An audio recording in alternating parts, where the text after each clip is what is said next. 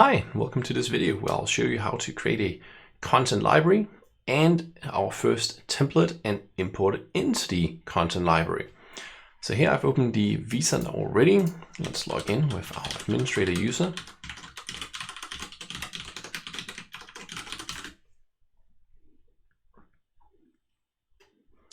So the first step we have to do is basically get to the menu. Open the content library section, get some warning up here because I still am using the eval license, close that. And we see there's 0. Well, that makes sense because it's a fairly new vCenter. We just installed that in the previous video. So I'm going to click create and I'm going to call it the Haslund library. Okay, give a note here. I only have the one vCenter, so not too many options here. So library types, we actually have 3 types. It can be a local content library, a published content library, and a subscribed content library. And what does that mean? Good question. So local content library is just what it says, local. So it's in this one vCenter. This is where I can use it. Published means I could let someone else access it as a subscribed content library. And if I want to, I can even enable authentication. Then I have to specify a password. So if it was a subscribed one, then I would specify the URL that I'll get as a result up here. If I used authentication, I would have to specify the password. And whatever is in the library, should it be downloaded immediately? Makes sense if you have good bandwidth, lots of space. Or you could say if you don't have too much space and this is going to be a huge content library and you only use some parts of it, you could say download as needed. But then of course there could be some small delay here while you actually wait for things to be downloaded. I'm going to go with local as a published one, no authentication because it's just my own little network. Then you have to place it on a data store somewhere. I just have the one. It's actually not very easy to relocate it from one data store to another one. I did a little bit of research here. And as it turns out, you would have to basically export everything, create a new content library, import everything, and then get rid of the old one. But let's maybe take a look at that in a future video. So for now, I'll just pick my one single data store. Next, we get a little summary here. That's all good. Finish. Content library is ready. Let's click on that. Double click actually even. And the next step would be to say import something. So what do I want to import? I want to import a local file. And I'm going to pick this ISO file here, which was my Windows server. Now I like to take the original file name and put that in the notes. And I'm going to call this Windows Server 2019, September 2020. So this is the ISO file. Import. Okay, that's going to take a little bit of time. So while we wait for this, go to host. And to actually build a template, you can't really just go here and say, well, hey, I want a new template. No, this deploy a template is already ready, but I'm going to say new virtual machine. And we can see here, this is actually what we'll do. So we'll create a machine, then we can convert it to a template if we want to. And then from there, import it into the content library. Next. Aha, so where are we going to store it? In production, we have to give it a name. Let's call it template Win Server 2019. And let's call it desktop. Next. Okay, so I don't have DRS enabled and I don't have that because it's just one host. So I have to open and select the host. Next. Okay. Put on the data store. I don't have any fancy stuff here, so I'll just go with data store default. Next, compatibility. If you're using an older version, you might have to pull down the compatibility version, the hardware version here. I have version 7, so I'll continue with that. Guest OS Windows 2019. I'm not going to use these features here in my template, but we could always go and enable this for any VMs we deploy later on from the template, so that's okay. Then customize the hardware. So lots of options here. Yeah. What I like to do is make the template pretty minimal. And the main reason for that is probably someone's going to deploy a virtual machine from this template later on. And if I give it like, hey, let's give it 10 CPUs, let's give it like a terabyte of memory. Well, great. But if someone then uses this template, all of the machines are going to get all of these resources. So I really don't recommend that. Instead, I would say make it pretty minimal, 1 gigabyte maybe even. And disk-wise, let's keep it pretty minimal, 20 gigabytes. I'm going to expand this, make sure that it says thin, right? Because I wanted to use the least possible amount of space in my content library. We have the SCSI controller. For performance reasons, I'm going to use Paravirtual. Network, again, for performance reasons, I'm going to use VMXNet 3. Let's disable direct path IO. CD DVD drive. Yeah, I'm not going to do anything here right now, but notice, I could use this content library ISO that we'll be picking later on. I'm not sure if it's done yet, so I'll just leave it. USB controller. This makes sense for a good mouse control. Yeah, video card. A very small amount here, no 3D support because I didn't give it enough memory, but that's okay.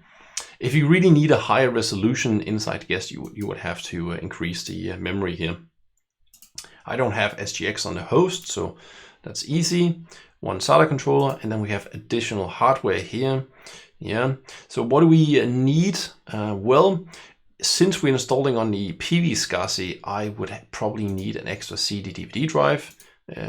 Temporarily, and we'll just leave this as is for now. What did we not review? Memory. Yeah, there's nothing here that I would change. Same with CPU. I don't need nested virtualization or anything like this.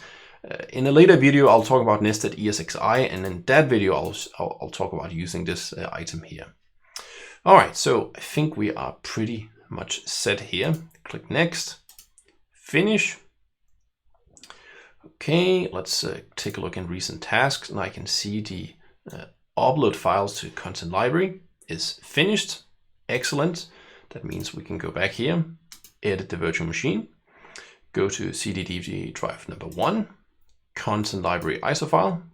We have our Windows Server 2019 here. Okay, great. CD DVD drive 2, I want to pick a data store ISO file, VM images, tools, select that, Windows, and OK. Now, one little warning here, not the one that was here, but don't forget to put the checkboxes to say connect. Once we're done with the install of this virtual machine, we'll turn it off, and then we'll get rid of this one here before we add it as a template. We could even remove the USB controller as well, actually, but let's click OK. Okay, there we go, powered on. Yeah, there's no tools. Well, that makes sense. I didn't even install Windows on it yet. Let's launch the web console. And we can see nothing really happened here. This is expected because we didn't press any button to reboot. So just click send Control-Alt delete. Then we get the prompt, press some button here. Yep, we want to start the install. And the installation I'm going to go through right now is going to be pretty much the same as in one of the earlier videos where we installed our first virtual machine and we turned it into a domain controller, except of course this machine, I just want to keep it as clean and empty as possible. So I'm going to just kick off the Windows installation here, and then I'm going to pause the video afterwards because it's not that interesting to sit and look at the whole Windows install here. All right, now for your needs, you might need something else. Yeah, I would suggest having one template using the core version. That's the one at the top here, and one template with the desktop experience in case you need it. Now for that lab here, the first one I'm building, you can see I even called it -desktop, so we can easily see what it is. That's because I plan to make the desktop experience for the first machine. Click next. Okay, I accept the license terms. Next. It's not an upgrade, it's a new. Okay, we see no drives anywhere, so I have to go and browse. Select the VMware Tools ISO, program files, VMware Tools, drivers, PV SCSI, Windows 8, AMD 64. Okay, drivers there. Next. And that should be it.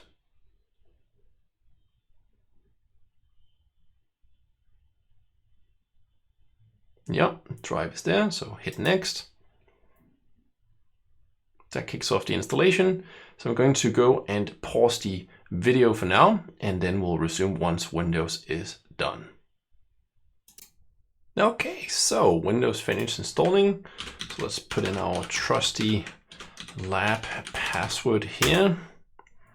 Okay, finalizing. There we go.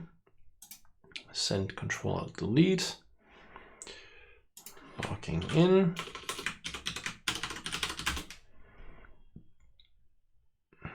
Okay.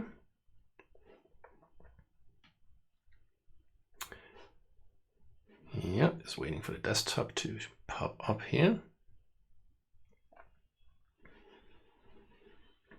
All darkness. All right, here we go. Machine is ready. So what is the next step? Well, don't forget, I'm definitely missing some network access here, right? Because we don't have VMware tools installed. The only driver we have is literally the one for the PV SCSI because we included it during the installation. So the next step is absolutely to get VMware tools up and running. We can even see there's no network adapters of any kind here. So the machine is working a little bit hard right now because I didn't give it too many resources, but that's okay. So how do we get VMware tools on it? Well, basically there's two options, right? So option one would be to go here to drive and just install it from here. Now, actually, honestly, I'm not going to suggest to do that because the problem is that on this level here, VMware doesn't know then necessarily that it's going to be there, and sometimes it gets confused. So you see here it says VMware tools is not installed, click to install. I suggest that you do exactly that. So what does this mean? It means when you click, it's going to literally just go and mount the ISO file. You might think, well, wasn't it mounted here already and now it's just going to be mounted twice? Yes, that's pretty much what's going to happen here. But the thing is now instead, at least it knows that, hey, this process is being kicked off and that's okay. So I think there should be some little prompt coming up down here. Maybe it just needs a minute or two. Alternatively, we can also just double click here and we can just start the process. There we go. Okay, I was just a little bit too impatient here myself. Anyway, we could have clicked on that. All right, so same procedure as last year, right? As we say. So we have VMware tools next. You could say custom here. Let's go and take a look and see. So what do we have? We have the toolbox, get all of the different drivers inside. It's all good. App Defense, application security monitoring. Yeah, I'm not installing that. VMCI driver, communication with the hypervisor. Again, I'm not using NSX or anything like that. So actually, let's just go back and say typical. This is what I would suggest that you do. Okay, then we just need to wait for this to install. I'm actually intentionally not moving the mouse now because in old versions, sometimes this process would get a little bit stuck and nothing would happen. And then as soon as you move the mouse, it would immediately start continuing on. So let's see how it goes here. I think they fixed that problem, but we never really know. Okay, starting up services. Getting all of the drivers installed, so it's looking pretty good, I think. Do we want it to be discoverable? I'm actually going to just ignore that prompt for now. Let's click here. Installing video driver. Yeah, see the screen blinking. Makes sense. Just install a new driver for the graphics card, even if it is virtual.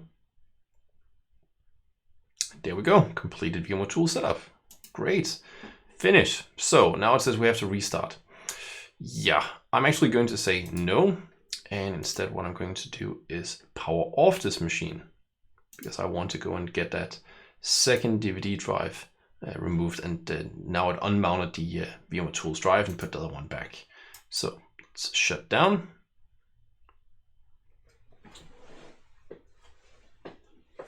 Stopping services. Okay, just waiting to make sure it's actually shut down.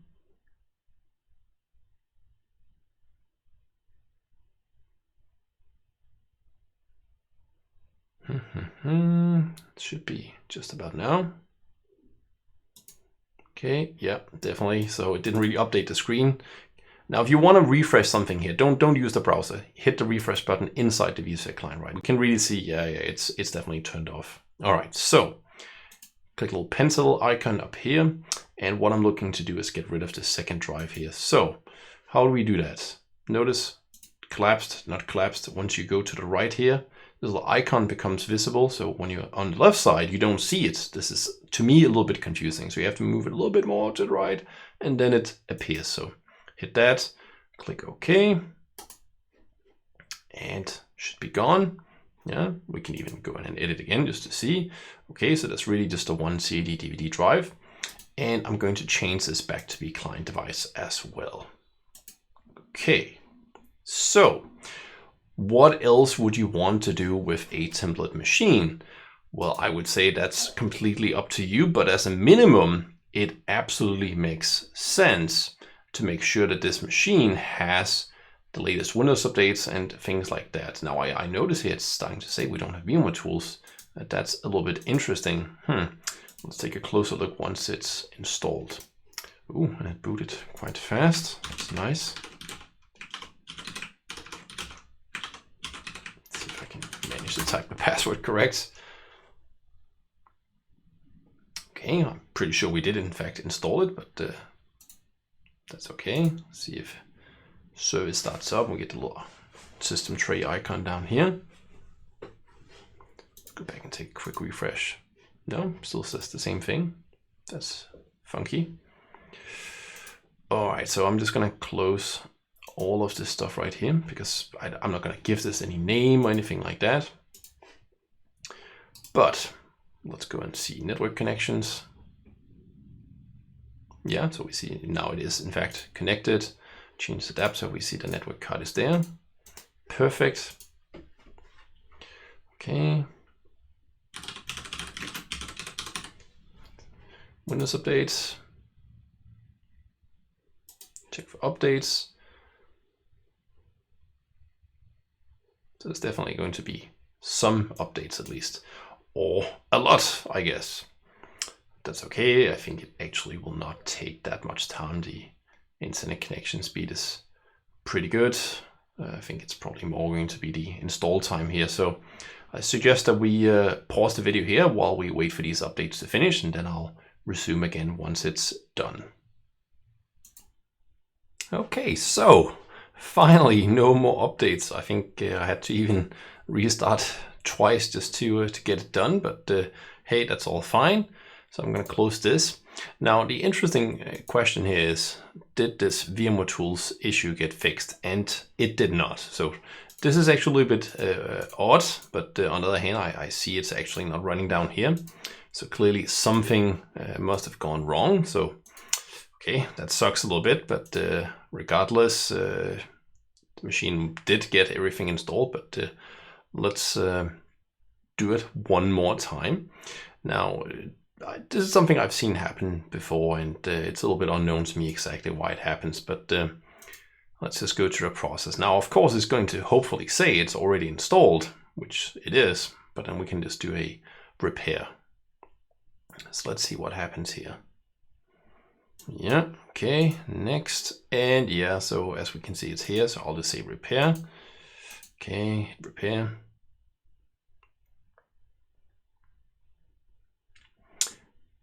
Okay, hopefully this will remediate the situation. This shouldn't take too much time, I think. Maybe we'll even see the VMware Tools icon down here. I think that will be a decent indicator. Okay, finish. So now I see the icon, so that's probably a good thing. Let's go back in. We see, aha, now in fact it's installed. Let's update. We see the warning is gone. So that is excellent news. Okay, so what else could you do? Well, I would say that's a little bit up to you. You could start doing all kinds of customization. But one thing I'll suggest is actually running this tool here. Let's see, where do we have it? Disk cleanup here. So I'm going to run it as administrator. because we did get some stuff on the machine to begin with, and some of that came from Windows Update and so on. So we can actually get all of that cleaned up just to make the machine as small as possible. So it's scanning. And this cleanup tool here, of course, this is also in desktop versions of Windows, and it should be on Windows Server 2016 and newer. So if you have an older version of Windows, so like 2012 R2 or something like that, I don't think it's visible. You might be able to get it there somehow. I honestly didn't investigate that. I just know it's here in these newer versions. While we wait for this to finish, let me put that up in the corner here. Let's see, what do we have down here? Some notification about storage sense. Okay, great. Clear that notification. Okay, so what do we have here? Windows Update Cleanup, yep. Windows Defender Antivirus, okay. Shader cache, the reoptimization. So it's really not that much that we're looking to clear out here, only about 60 megabytes or so, but hey, every little bit counts, so why not clean it up? If we had more updates, of course, this would also be much more space that we would be consuming. If I installed something like 2016 GA, there would have been an endless amount of patching going on here, and yeah, I would strongly have suggested that we had all of this cleaned up. Okay, so it's taking a little bit of time, but it was only 60 megabytes or so, so I think it will be okay. It's just it's not just removing some files, but also cleaning up the catalog. So we'll give it a little bit of time here to go and get it fixed. We can even take a look in the task manager here. More details. CPU, so we can see it's pretty much a CPU bound operation at this point. A little bit on memory as well, I guess, but that's because I made it pretty small. So you can see it's actually the update worker here that's doing some stuff in the background as well. Okay, so it's almost done. We can talk about the next steps meanwhile. So as soon as this is done here, I'm basically going to shut down the machine, and then we'll get it converted to be a template. And then the next step will be to get it imported into the content library, and then you could even go down and delete it as a template in the inventory, because we don't need to have it in the inventory as well as in the content library. Okay, so since this is going to take a little bit of time, let's pause the video and then we'll resume as soon as it's done. Okay, so as you can see from the CPU utilization here, this process has finally ended. So let's go and shut down this machine here. Continue. Close this window here. Refresh over here a few times. We should see that it's actually powered off eventually.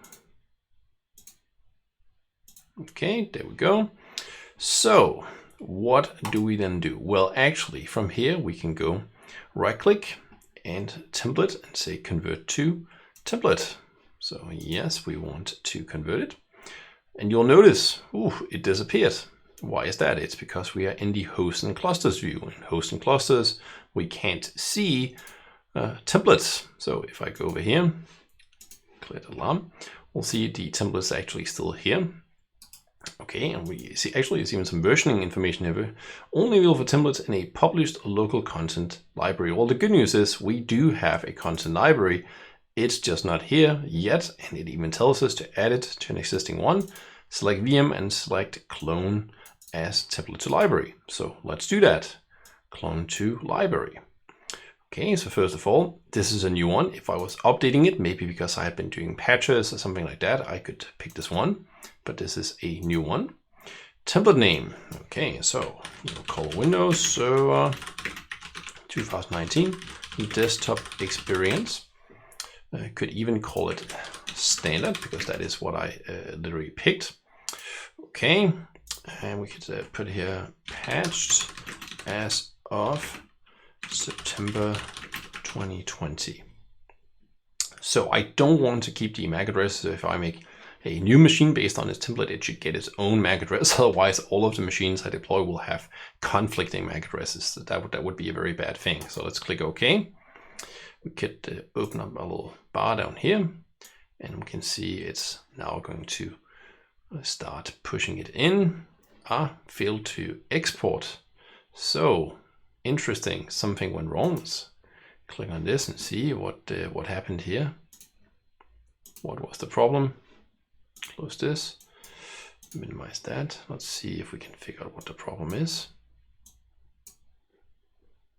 Illegal character in the name.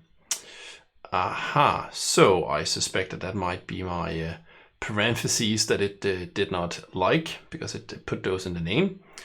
Fair enough. So let's try this again. Clone to library. Okay, so Windows Server 2019 standard desktop experience, patched as of September 2020. Hit OK again. Open up this again. No, still. Interesting. Okay. So what could it be? At index 7. 1, 2, 3, 4, 5, 6, 7. So I guess maybe it's the space that it doesn't like. Okay. All right. Well, no big deal. I think we could get it inside, and then we can probably just rename it afterwards. So let's try it this way. Okay, so I'll call it Windows Server 2019 standard desktop. Okay,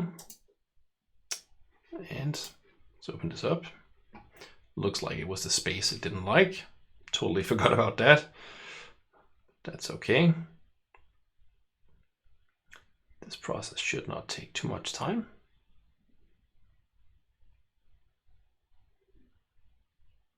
So while this is going, I'm going to show you one more thing, because if you want to use these, actually you will have to use one more thing. Well, you don't have to, but it would make a lot of sense. So if we go to menu and to policies and profiles, you'll see we have something called VM Customization Specifications, and there's nothing here by default, so I'm going to create a new one. And what are we going to call this one? I'm actually just going to call it Windows Server 2019 volume KMS. And you don't even have to add this, you can just have it like this. Okay, so description. Yeah, should always have a description. So KMS client key or something like that. Or I'm actually just going to leave it empty. I think that's okay. So this is on the vCenter. Target OS, is it Linux, is it Windows? Notice there's some differences over here. Leave it at Windows. Next. Owner name. So you might be enticed, put in lots of stuff here. So this is actually what's going to be used for the licensing inside Windows here. I could put my own name here, and I could put my log here. Whoop. Next. Computer name. So when the machine gets created, you may remember we created our first virtual machine. We called it DC01, for example. Well, that was the name in the vCenter, or the host inventory. What kind of name should the computer have inside Windows? Well, I would strongly recommend that you just use the virtual machine name. This is very convenient. Just make sure you realize if you make them really long, they will be truncated. That's okay. You could say, well, prompt me, or you could say, hey, always just give them the same name. I would not suggest that. So let's use this one. License. You don't have to put something here. You could also, let's say you have a key management server on your network. You could use the KMS client key here. You could always find that from your favorite search engine. Or if it's an older version of Windows, you might have to put a key in here. So, word of warning though, if you put a key here, you better make sure that it actually works with the operating system. Now that might seem like something that's obvious, but I've seen people, for example, install Windows using an OEM, like a Dell or HPE or something like that, OEM DVD, or an image of a DVD. and then they try to use a different key, for example, from volume licensing to activate it. Well, a volume licensing key, product key on a OEM image is not going to work. Yeah, so make sure that there's a match between these keys and the image that you decided to use. I'm gonna just leave this empty for now. Then we set up a password. Okay, make sure they actually match. Yeah, have to tab out. Do you want it to log in automatically or not? Well, you could say, log in automatically the first time. This is not necessarily a bad thing, but sometimes what happens is the machine pops up, people see it's on a desktop and they start doing something, and then they don't realize that the machine is still working, where it's actually performing the sysprep and things like that. So for now, I'm just going to leave this here. We can always go back and change the customization specification. Time zone. So far we've been using UTC as the time zone, so I'm going to continue going with that. Next, some commands to run. This could be installing some kind of agent for asset management, for example, or antivirus or whatever. I'm going to leave this empty for now. Network, just leave the standard ones, meaning DHCP, that's completely fine. We do have a domain, but I don't want it to by default domain join, but we could set that up. Then you would have to specify some users down here. That's something we might come back and do later on. For now, I just want to have a customization specification here that's pretty clean. Next, finish. Okay, so this is literally here, ready to go. And we can see our image has also been imported. So let's go to the content library. We can see that we have the ISO here. We have our OVF here. Now, it's not in templates, so it's actually sitting here. Yeah, and we can say new VM from this template. Okay, well then we have to give it a name. I'm going to call it test from template. Put it into production. Next. Put it on this host here. Next. Doing some validations here. Okay, next. And what about the provisioning here? So if you remember, the template we produced was set to Fin. You could say Fin here, you could say Fig or something else. I'm gonna continue going with Fin just for this test. Put it on the data store. Next. Network. So I only have one network at this time. We'll probably make more later on. So for now, I'll just keep it on this one. Get a little summary, finish, open up down here, and we can see it's now actually going to go and deploy this. We can even go to hosts and clusters, see the test from template machine is sitting right there.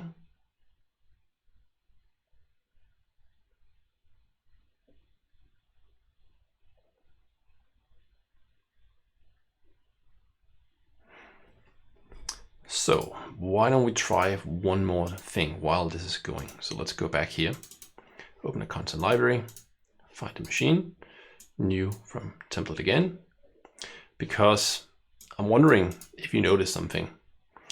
And I intentionally did this. Of course, it's easy to say that now, but notice when we went through this wizard here, how easy it was to forget to customize, right? So this a little template we produced here, it's still deploying, and that's okay. It's not so easy to scroll a little bit here, so it's still deploying, but that's okay.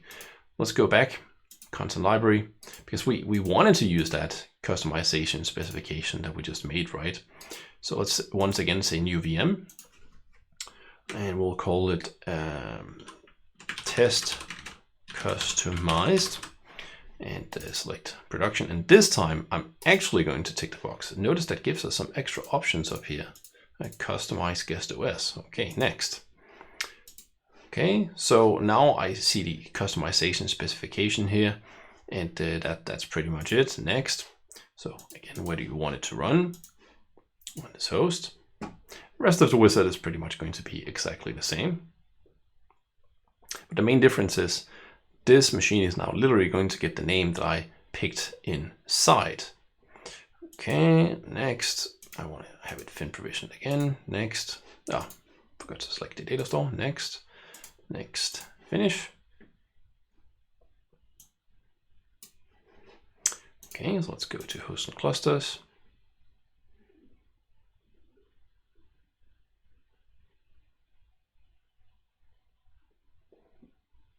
So it's fetching and everything.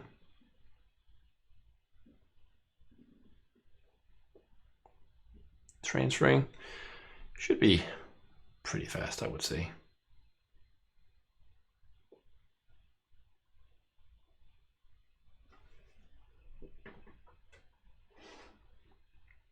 Okay, I'll just pause the video for a second here.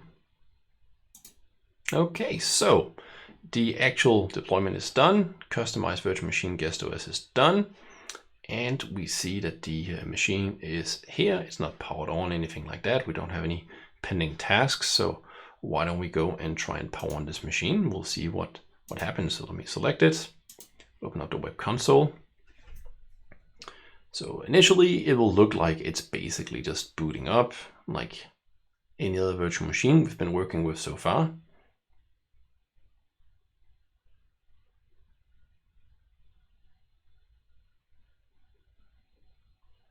And we had the login screen here, but yeah, we could of course try and log in here. Oh, user's password must be changed before signing in. Aha, interesting. So, okay. Now, before I do this, let's maybe go and take a look at monitor. And let's take a look at the performance here and say, oh, nope. Let's say we want to take a look at disk. Okay, so I can see the machine is in fact doing something here. It's actually working on something, so I'm curious if it's actually customizing in the background here or not. Definitely something is doing, but it could just be the boot here. So let's try and log in.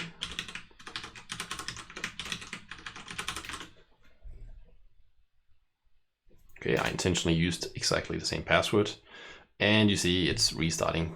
I think that would have happened regardless, but that's okay. See the machine starting up again. Some disk utilization here. Let's go back and take a look at CPU. It's pretty high.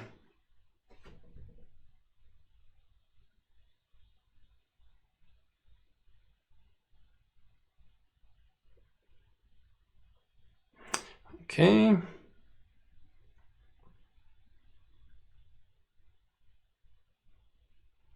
Starting services. Getting it ready. So what's interesting, of course, is once we get into Windows here, we'll want to see that the Windows name has actually changed of this computer inside Windows to be test customized. Just so we can see that the customization actually worked. While this is happening, I guess we could go and delete this first test because that was not something we really needed. So done, that's gone. Okay, we see it's restarting again. So it's definitely working on something here.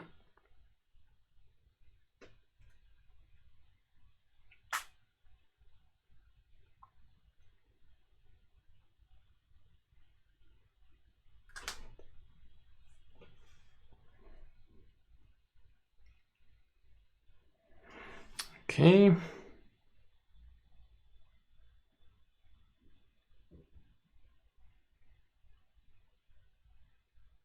Let's see, yeah.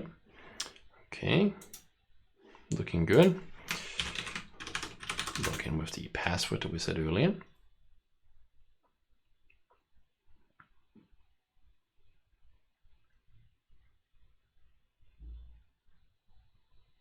Personalization happening, that's not bad at all. So definitely it's been sys prepped, I think.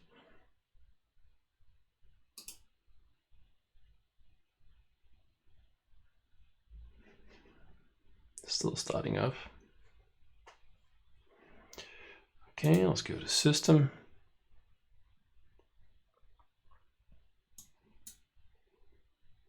And we see the device name is test customized, just like the name up here.